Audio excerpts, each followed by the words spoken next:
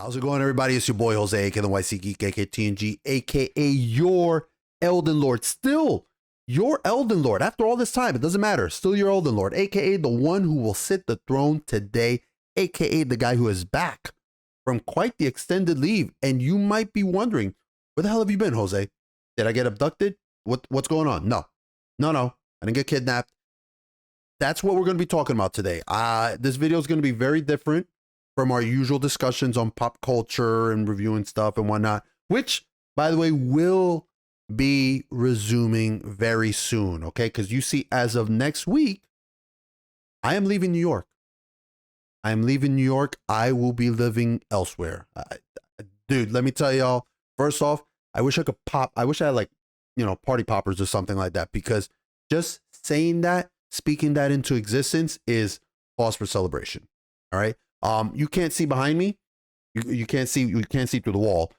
There is another room behind this wall, and it is jam-packed with our boxes, stuff from our garage, our basement. It's packed to the brim. You can barely move through it. You can barely move through the room. But these past few months have been very stressful because we have been in the process of selling our home, moving, all this stuff, and just, it's been hectic, to say the least. And I want to give you all a little bit backstory as to how we came about this decision, why I've been MIA for so long, and what the future holds, not just for me, but for the channel. So for those of you that may not know, I used to work for the city of New York for the past 17 years, a little bit more than 17 years. And I had a dreadful commute the past 6-something years. Okay. When I say dreadful, I mean nightmarish. When my wife and I moved to Long Island, I'm talking about, I was commuting 6 hours a day to get into the city. 6 hours on top of my 8-hour work day. So that would mean I would normally wake up around 4:30 a.m. I would catch the train, get ready for work, all that stuff. And I wouldn't be home until 7 p.m. And that's if I was lucky. That's if everything worked out well, which, if you know anything about the New York City subway and the Long Island Railroad and all that stuff, that's not a guarantee. Okay. Because if there's a malfunctioning switch, a train's having a delay, an accident happened on the tracks, sometimes I wouldn't get home until like 8, 9, 10. I don't know. I've had times where I've literally walked in at midnight into my home just to wake back up at 4. So that was awful, that commute. And the past 2.5 years, I was working remote, which was amazing, obviously, because I didn't have to go through that hellish commute. And I no longer had to go through the hellscape that was New York. But, and again, it's not just the commute. I didn't like living I didn't like going to New York, let alone living there, because I did live there for X amount of years. And I know people are like, dude, it's, you got that's in your name, TheNYCGeek. That's your brand. That's your thing. People, what are you going to rebrand? No, I'm not rebranding, first off. Okay. The New York City stands for, the New York City I was born in, the New York City where I grew up, the city that I did once very much love, that I had a lot of pride in living in New York City. We're talking about the city of the 80s, the 90s, the 2000s, where I actually adored living in Brooklyn. New York City has not been that city for me for a long time now, at least 10 years plus. And it probably will never be that city for me ever again. And that's fine. That's fine. Hey, I understand. That's one of the reasons why I moved to Long Island, to escape the cesspool that is New York City, but the problem is that the garbage influences and politics of the city bleed into and unfortunately govern this state, on top of it also being an overpriced hellscape. I cannot tell y'all how overpriced New York City is. I don't think people understand, unless they live in some place like California, how nightmarishly expensive it is for people to live in New York City, and how little most people make. Okay. And when my remote situation came to an end, my wife and I had to look at our situation. We had to, I had to really assess, was this something that I could do? Because I was not going back to that hellish commute. And I sure as hell was not going to spend another $1,000 a month, over $1,000 a month on just my commute and eating the food out there. Okay. So not only am I spending 6 hours a day, but I have to also pay them for that. So I'm getting, it's like getting a beat down and paying them to beat you. So yeah, that was done with. So, you know, we have ended up selling our home, and that's where the past few months have gone. It's really gone back and forth between selling here, finding property elsewhere, resigning from my job, finding a new one. And I do apologize that it has taken me so long to get into the mind frame to really record anything. I have been putting some stuff out on Twitter for the past few months, but you know, it's been just a lot of balls to juggle, a lot of balls to juggle around. It's a struggle. It's a struggle. And any person who ever tells you that living in New York, particularly in New York City, if they tell you that living in it is, and I fucking hate this word, I'm sorry, I do. If they tell you that it's a vibe, that person's either an idiot or they are a transplant who has their parents paying off their bills. Okay? Living in New York City is not a vibe. It ain't a damn vibe. It is a struggle. Okay? It is a struggle, especially if you want to carve out something for your own. If you ever want to own a piece of property, you are either filthy rich or you have to end up making an insane commute like I had to for all these years. I had friends that recently came to visit New York City, and when I tell you that I pointed out properties to them and I was telling them how much those properties were, they were just flabbergasted at it. They just could not conceive that anyone would pay that much for these squat little places, okay? And I've had people say to me in a contemptuous, condescending manner, well, that's your fault for wanting to buy a house. As if I should feel ashamed or feel that I somehow made the wrong decision because me and my wife busted our asses for over a decade, nickel and diming, where we could to actually own something. Because there is this mentality, all right? There is this mentality here, not just in this state, but in this country, that I, and by extension, you should own nothing. You should own nothing, and you'll be happy about that. That because somehow I'm a minority, that because I'm a Hispanic, I should instead focus on having this like victim mentality instead of trying to achieve the American dream. No, absolutely not. Absolutely not. Hell no. My parents came here from Puerto Rico with nothing. Nothing. Okay? My dad lived on the streets as an orphan, all right? Eating scraps from trash, working in projects where he was shot at.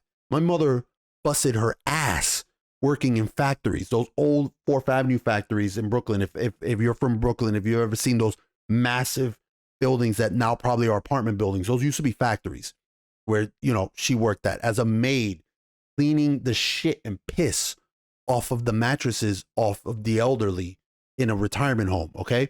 And never once did my parents come home with a victim's mentality. Never once did they clench their hands to the heavens, it just enraged at the lot that they were given, okay? No, they busted their asses their whole lives to get what they have, to give me whatever they could not have had, okay? They gave me that step forward, and never did they instill in me or tell in me or tell me or instill a mindset in me that I should live my life with my hands out, waiting on someone else to do the labors for me, or that I shouldn't just try busting my own ass, okay? Hard work, hard rewards, okay? I worked my own labors, and I don't have any hooks or contacts or a fancy degree. Hell no, I don't get shit. I got associates in fucking basket weaving, okay? So, but I worked in Blockbuster, I worked in a retail, I worked in a movie theater. When I started working in the mailroom, delivering letters and moving heavy ass furniture. I got to where I'm at off of hard work, okay? Same with my wife. My wife worked at a laundromat and retail for years, all right? We worked hard for everything that we have, and the core of this video, core of this video is what I want to impress upon you is don't let them try to pin you down. Okay, don't let them try to pin you down that you can't do it. That you, because if my dumb ass can do it, so can you. I'm telling you. Okay, more and more there is this narrative, this concentrated effort to make people feel like the struggle is insurmountable. Like it's bleakness. They're pushing this bleakness, no light at the end of the tunnel type look. That you are slighted from birth and that you can never achieve any goal or dream because of your race or whatever thing. Look, no, dude.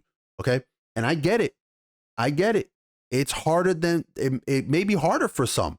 And I don't want to paint it like it's going to be some, cake walk, some walk in the park. It's not. There are countless people far worse off than I started off. You know what I mean? I was fortunate to have two loving parents. My dad didn't, though. Dad didn't. He never even saw a picture of his father. His mother died when he was like 4 or 5. He was in prison for a bit. But he's never thought himself a victim. Do not let them make you a victim. Don't let them. Okay? You can be more than that. You are more than that. All right. So that's the core of this video. That's what I really wanted to talk about. Give you guys a little bit of what's happening and just try to give you a little bit of a bump up. Tell you that you're not a victim. You can be more than that. You are. All right. So now that heavy stuff is out of the way, what does this mean for the channel going forth?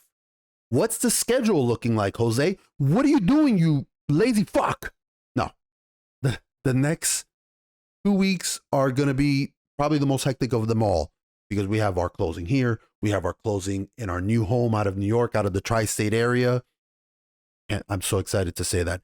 We're going to be in the process of moving our crap and selling into our new place and my new job in the next few weeks. So we are looking at hopefully the very end of January to the beginning of February for regular videos to commence. And let me tell you how much I have missed creating content and video for you guys.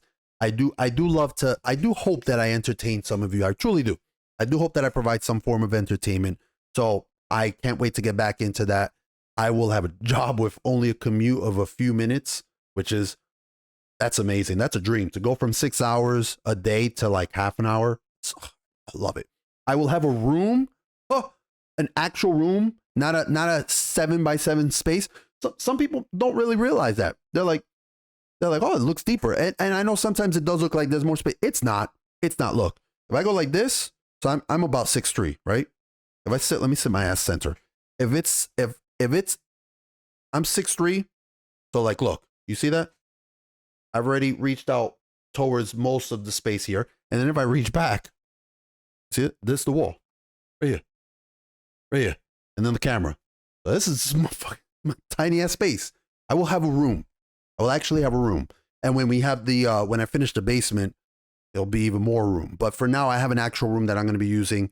And then eventually I'll move my stuff downstairs into the basement, which I can actually finish because it will be a finishable basement. So videos are going to be back up. I know I have missed some stuff. I have missed some drama. Oh my God. Do not think that I haven't. I've been posting a lot on Twitter because thank you, Space Daddy, for cleaning it up a little bit. So I mostly post on Twitter, but we will be returning in full force, reviews, reactions, commentary, all of it, because I will be able to do so. Now, I want to again thank everybody who has stayed sub to the channel, who's hit those bells. Thank you so much. I appreciate it. I cannot wait to get back on it. And this has been the NYC Geek. I am not going to hit you with the usual spiel and send off all the jazz. No. Nope, not for this video. Because again, what I want to emphasize is don't ever let them keep you down. Don't ever let them keep you down. Don't ever let them tell you can't, that you're a victim. No, you can do it. You can fucking do it. All right? Remember, always, your time is precious. I thank you for sharing it with me. Please, please stay safe. Take care of each other, and I will see you guys next time. Soon. Very soon. TM? Trademarked? I don't know. It's trademarked by somebody, but TM very soon.